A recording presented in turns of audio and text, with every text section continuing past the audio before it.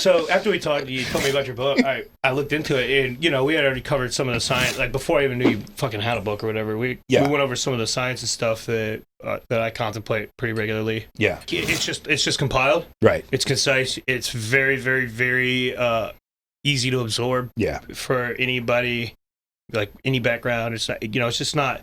You don't run into that weird phenomena where people start to use jargon, right? And shit just flies over everyone else's head. So, it's just when I saw that, I was like, holy fuck, this is such a cool opportunity to get people on the same page that I am, at least. Yeah, totally. So I didn't have to, obviously learned a good deal in the book, and I was able to connect some dots that my mind wasn't connecting out of the gate, But I felt like I felt compelled to pass it around. Sweet. At least, especially like people that think like I do. Like, Doug, why are we always on the same wavelength? Why are we always like? Yeah, there were some parts of the finishing book, each other's sandwiches. like a lot of it was new, but there was a handful of moments when I was going through your book where I was like, holy shit, that's exactly what I do. But I've never heard it articulated, and it's different to if you view your emotions from like a third person perspective. It's even different to have someone else articulate how you do that. Right. It gives it a richer meaning. Yeah. Right. It's very engaging. Like I remember talking to you when I got like about 3/4 of the way through, and I was like, dude, I'm literally like in tears because I don't know how to react to something like this is so perfectly like articulated. Can't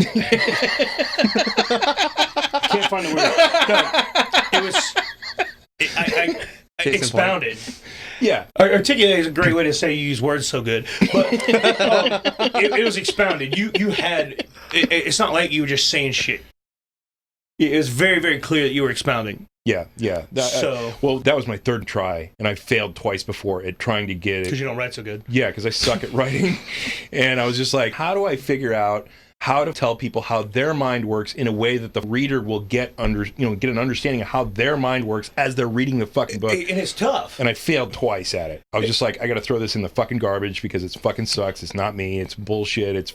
I'm trying to be somebody I'm not. Right. And I think the allure for us was the fact that you like totally unadopted that and just talked like the way we're talking now. Yeah. And I think that's what a lot of people relate to. And I think that is a lot of the value of it, as opposed to your average like chicken soup for the soul or some cheese dicky fucking self-help thing. And then as soon as I was like, dude, Doug, you gotta check this out. And then he checked it out. Very, very similar. You want to blow some smoke up my skirt? Yeah, I do, actually. I'm pretty good about doing that. No, the reality is, a couple of things. One, I don't blow smoke. I speak how I feel, and I stay true to that. And, it's not as if we're getting paid to boast your book. This is honestly how we feel. I told my parents recently, because I got to touch upon this, the self-help category. Yeah. I hate that time. Yeah, it really degrades it. Yeah, I know. And I think maybe it's just from generation to generation, there's stigma with the title of self-help. Yeah. But this is how I feel about that and everything. I don't care what definition anyone else puts on something.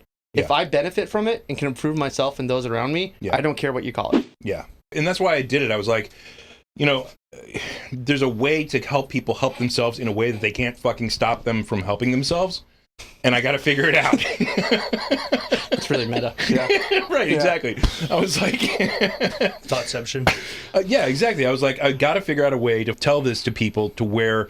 They aren't getting in the way of themselves while listening. Yeah, exactly. Like, they don't have to buy into anything. It's like, just by reading the words and getting the concepts and being able to look inside their mind, they're going to fucking change whether they want to or not. If the book does one thing to the reader, it's that it hopefully, it's that it pulls them out of themselves and hopefully pauses them to actually look at themselves and what they're doing, how they're feeling, why they're feeling what they're feeling. Yeah.